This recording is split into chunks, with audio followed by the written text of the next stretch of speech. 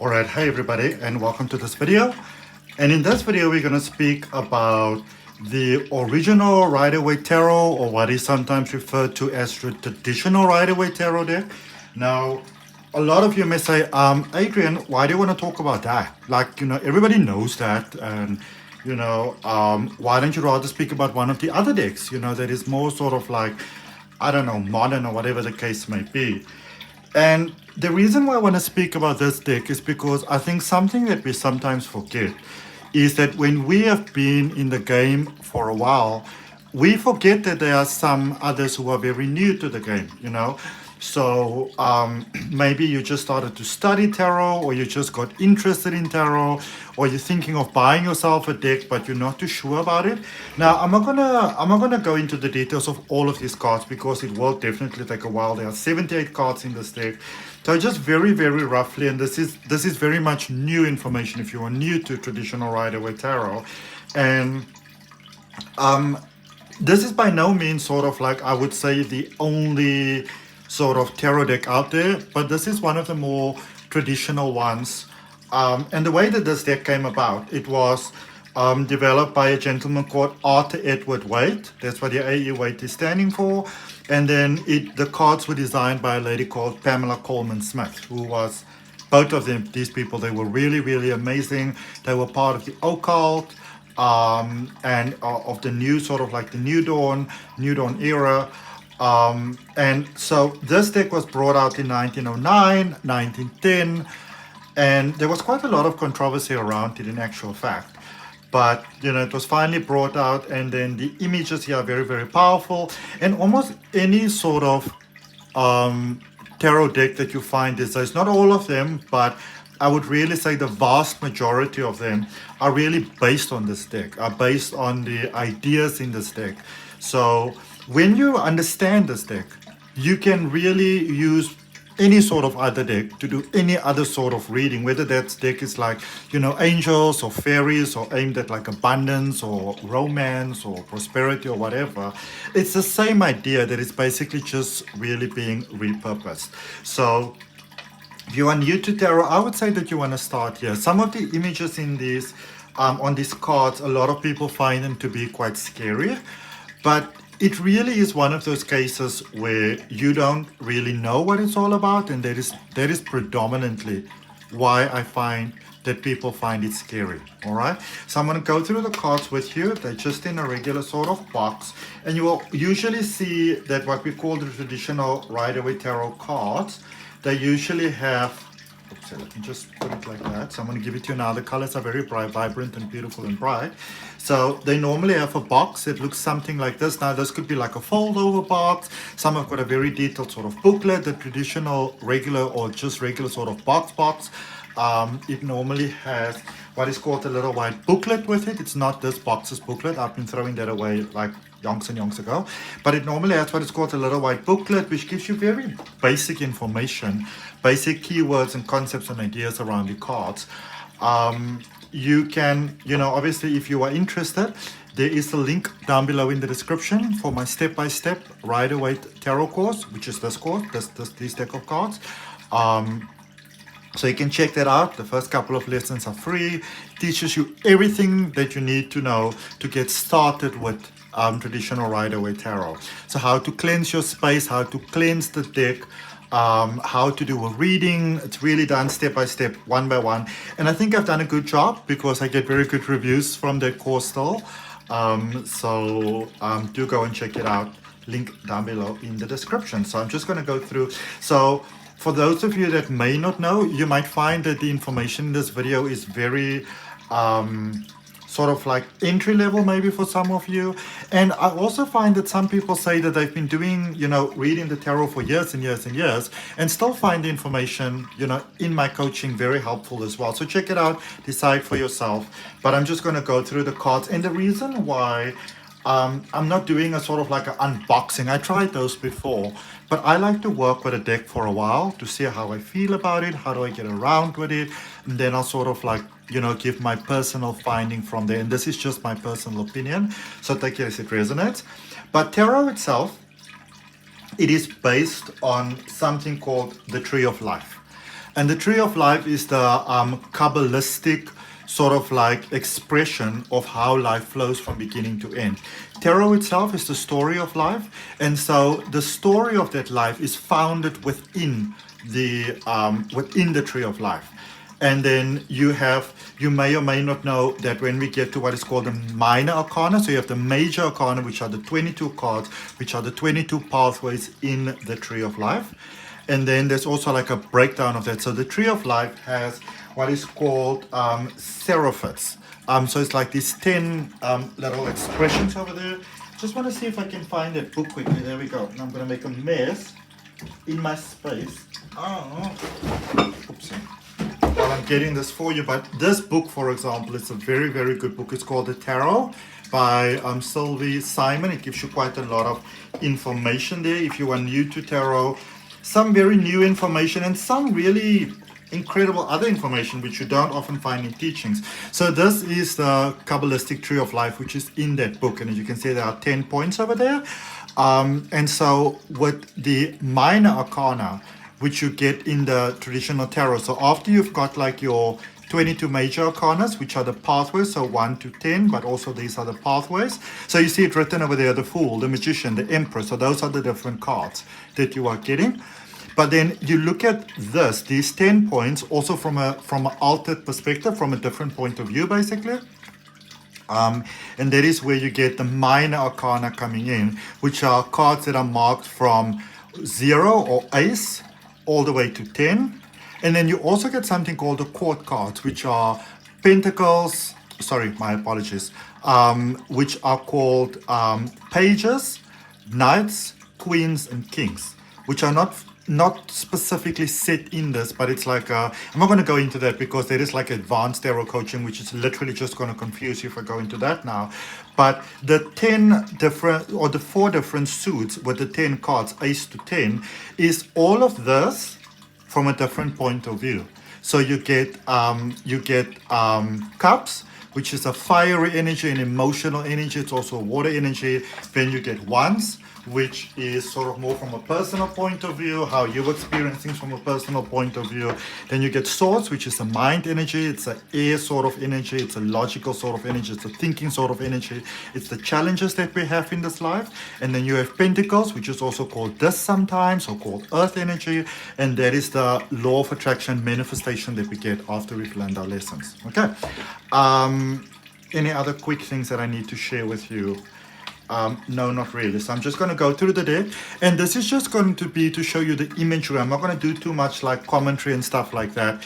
Otherwise, this is just going to take way too long. So this is just to give you an idea of what the cards look like, and then to see if that is for you. All right, so major arcana, we have the Fool, the Magician, the High Priestess, the Empress, the Emperor, the Hierophant, or the Hierophant as some call it, the Lover's energy, the Chariot, Strength, Hermit,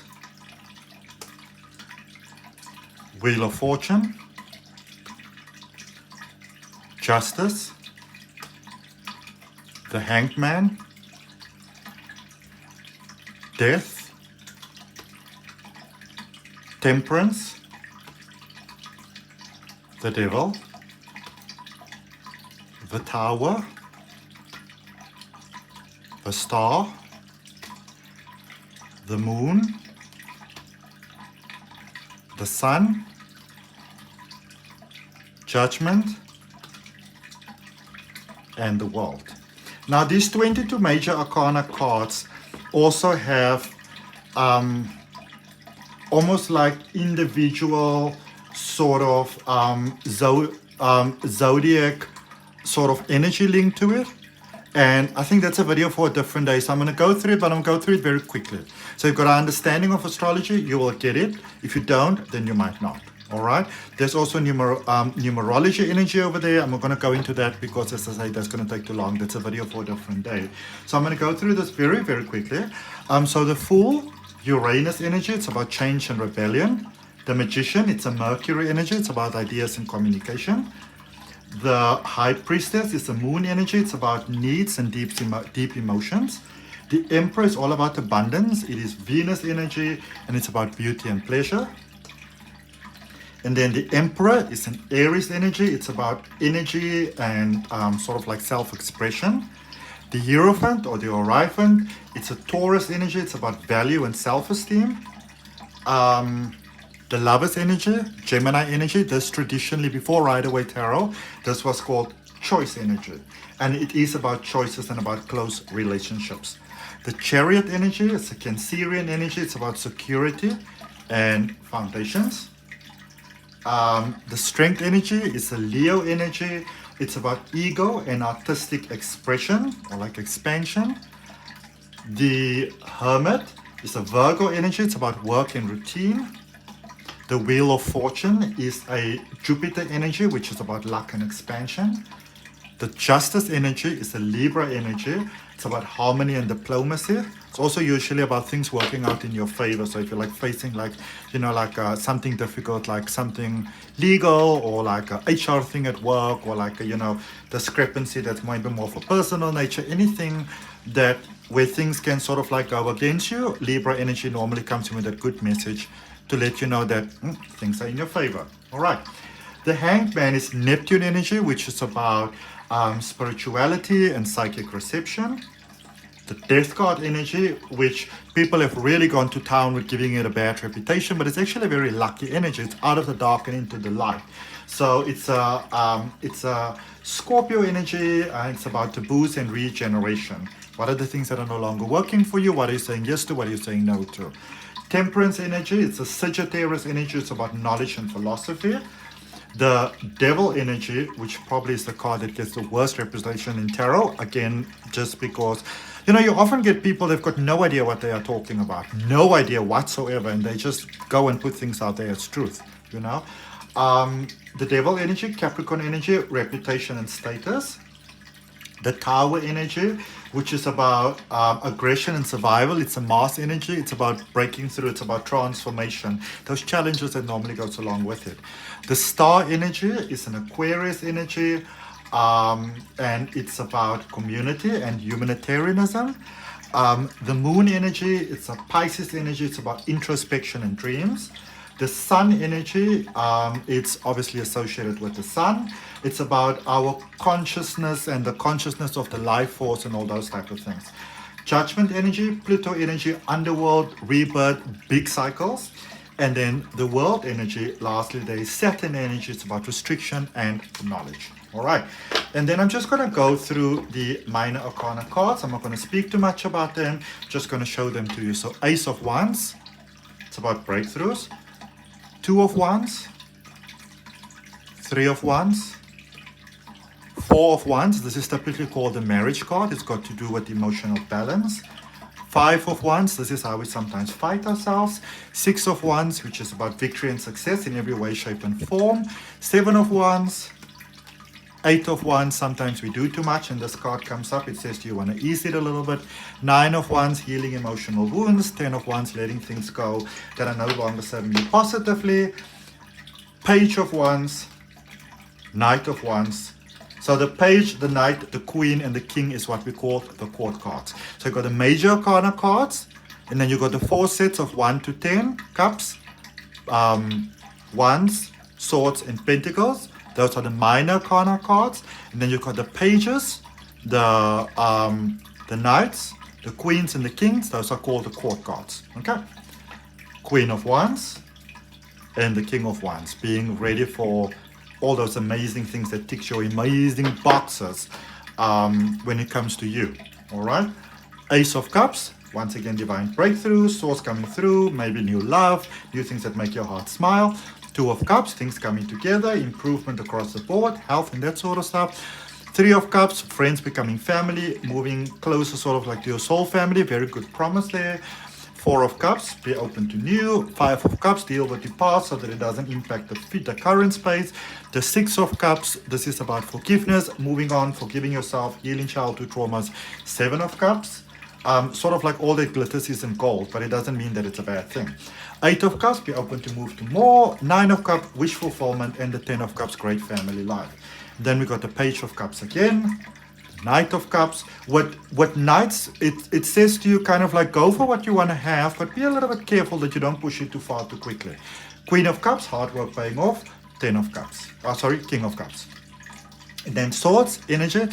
Aces are normally about, the universe coming through and helping us, supporting us in something. So this might be where you reach some clarity on how to move forward or what is what. Not always the nicest thing to come to realize, but usually best that you get it soon as opposed to later. Two of Swords. Three of Swords, being ready for new, your heart is healed. Four of Swords, stepping into your power. Five of Swords. Six of Swords. Seven of Swords, finding higher, better ways of going about things, dealing with things. Eight of Swords, this card is one of the cards that really freak people out. And the Eight of Swords has got many, many messages, but it's one of those that says that the solution to your problem doesn't have to be as difficult as you might imagine it to be, all right? So if you can open yourself to an easier way of feeling. Nine of Swords, maybe having some difficulty sleeping. Ten of Swords, letting the past go. And it's also reminding you that no matter how difficult things may be, it's almost like, but did you die though? That sort of thing. Page of Swords. Pages are normally about epiphanies. It's about new ideas. It's about things coming up. Knight of Swords. Knight of Swords is a very fast moving energy. So it's almost like, listen, you might want to slow your roll just a little bit there. Queen of Swords. Queens are normally about putting in work. Work that pays off. And kings are about being ready to go to that next level. And then finally, we've got the Pentacles cards. You got the Ace of Pentacles. This is about divine breakthrough, maybe getting inheritances, all the goodies coming your way. Nicely. Sharp, sharp. Two of Pentacles. Three of Pentacles. Do you want to do things the way that you've done them before? Or do you want to do something new? Because the Three of Pentacles is letting you know there's opportunity for new. But then we sometimes feel like, you know what? I must stick with what I know. Better the devil that you know type of vibe. And this card is like, yeah, but it brings you back to where you are already. It doesn't bring new, and you probably want new. Four of Pentacles, balance in the heart as well as in the head, mind and soul. Five of Pentacles, possibly feeling a bit left out in the cold. It might be necessary to do some introspection here when you get this card. Because sometimes we put too much pressure on ourselves, and this is what this card could say among many other things. Six of Pentacles, Seven of Pentacles, keep working, keep going at it. Eight of Pentacles, do your thing, Baba. Do your thing, do you. Nine of Pentacles, Ten of Pentacles, Page of Pentacles, Knight of Pentacles, Queen of Pentacles, and finally King of Pentacles. So that's what we basically have with the traditional Rider-Waite Tarot. Tarot is really the story of life. So when you actually learn the tarot, what you really do is you learn the story and the different facets of the story. And you want to give yourself time with it because it's a lot of information. And I've been doing tarot for like 20 years now, just over 20 years. And I'm telling you, you will still learn new all the time. Okay? Another thing with tarot that's actually quite nice is it's almost like there's 78 cards, but there is a little bit of every story in every card. So you will find as like facets of the Fool, for example, in the Seven of Swords. So when you learn the cards, and this is also where this little booklet comes in very, very handy. Learn 2 or 3 keywords around it and then build on top of it. Don't try to learn everything all at once. Okay? It's really beneficial to sort of like watch YouTube videos. Like I've got a weekly reading that is coming out, seeing how other people are interpreting the cards. And just going with it, step by step. As Whitney Houston says, step by step. Am I saying it right? Brick by brick by brick. Mile by mile. Something like that. You got to keep going. Okay? But that's what I got. I hope that helps. And if that resonates with you, if you want to see some of the other card decks that I'm using, I think I've done sort of similar things with this before, but I'm starting new with it. So I'm going to call it deck reviews. I'm going to make a playlist for that. So if you want to see that, and maybe some other ones that I have, they will all be in that same playlist. So from my heart, namaste, love and light. Ciao, beautiful cosmic being.